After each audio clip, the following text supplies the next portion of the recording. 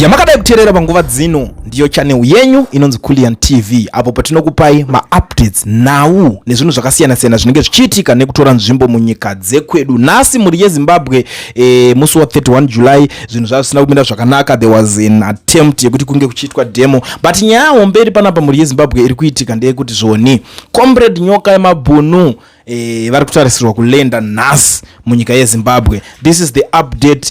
Akomana kubva 13 April somewhere there munhu akangobatwa chete akarowa gore nesomething arimo mukati zvichiramba muri muno mujoza. So tiri kuti nyaya yepe yasvika muri yeZimbabwe hakusi kuti idefeat kuna nyoka, because ndikuona kuti a lot of you will be start thinking kuti saka nyoka has been defeated ndikuziva kuti ndo nyaya ichatanga kutaura navanhu vakasiyana-siyana. It's not like that, but nyaya yakutora imwe shape pachanotanga kunoongororwa kuti vari kuda kunomutongawo nenyaya dzipi, zvichange zvakamira sei.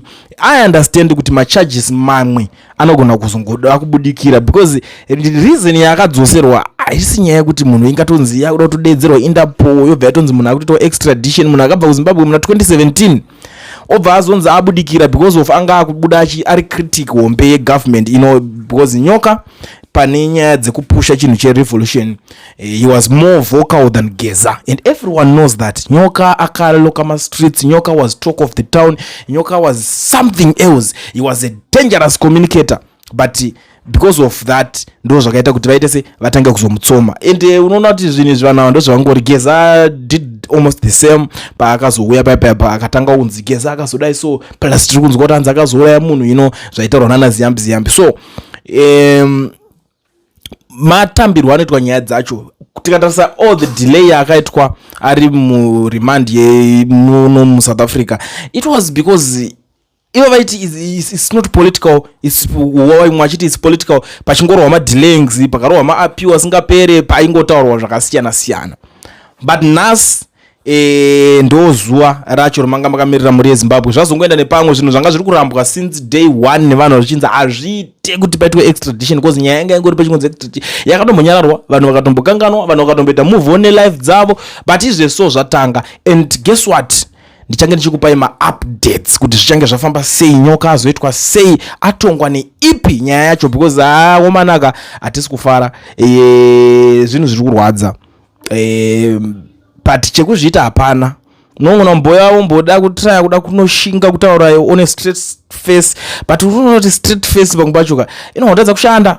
My emotions anenge aripo. At the end of the day we are all human beings, but you never know, maybe vakazotopera svika pakupera moyo kana kuti kupera chido neshungu pane nyaya dzacho, or maybe vachangomuti okay apologize and move on with your life. Because these guys what they are trying to do is to destroy anything called revolution. Those like what they did to the opposition was destroyed like nothing, like even VP that's what they did exactly to the opposition. And VP Chwenga said that in around 2020 was it 2018 2019 somewhere there, ndo zvakabuda 2022 I mean bichinzanzi tanzo kuti kune kakunzi ka CCCC tichazokala iso. And that's what happened this time. Vakaona kuti revolution yatoya ine power and yanga ine noise more than opposition. Tikada kutotarisa zvanga zvatotanga kutoitika ipapo, and yanga ichigaina momentum zvakadarikidza. Ma numbers were amazing, zvinhu zvekusati zvisionekwe zvanga zvisati zvamboitika ndo zvakatanga kuitika because of this revolution. Ndo vaona kuti okay, Nyokayemabhunu yo ndiye ane yese, ndiye ari kuti akataura vanhu vari kuungana ende vanhu vari kuenjoy, and for sure aita akataura vanhu vaenjoy, vanhu vaifara. Revolution yakatanga kukatwa one by one, vanhu vakaita the likes of anatraore vakasungwa vakaitwa sei vakadidi vakazosvikawo pakuzviramwawo pakapindawo vamwe vanhu vakasiyana-siyana. Mazita tinototarisa katikati ningi wakazoita sei nerevolution, ndakasungwa ndikaramwa ko ningi ndakanikirina ndakanzwa so ndo maitikira azvinoita, ndo zvazvinoita, ndo upenyu hwacho kwazvinozongoenda nako. Hapana pekuti tingada kuzviramba zviro zvaitika. Tunozobvunza kuti nai waida kuti zvigoitirwa ani? We are all human beings. Asi tiri kuwisha nekuhopa kuti maybe panogona kuitika negotiation, because in politics zvinoitika kazhinji kacho ndezvekuti dzimweni dzenguva munhu wachada kukupinza busy, maybe just want something from you. Haasi kutomboda kunyanya kukauda zvakanyanya, ada kungokunyararidza kuti you must keep quiet, nyarara kuti zii.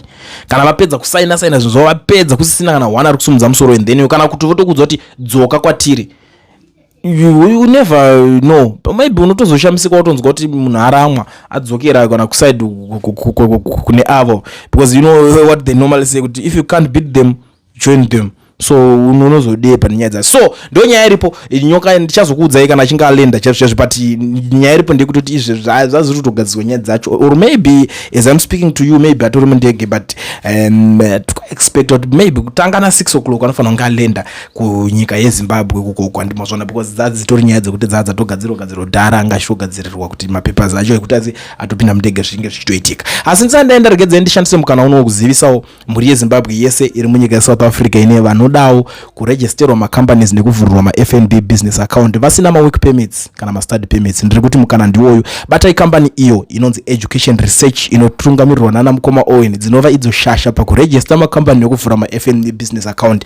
Taurai navo vanokubatsirai, vanokuregisterai macompanies muri kwamuri ikoko, vari kwavari ikoko. Saka zvichirevei zvandiri kutaura izvi? No work permit, no problem, because Education Research is the solution.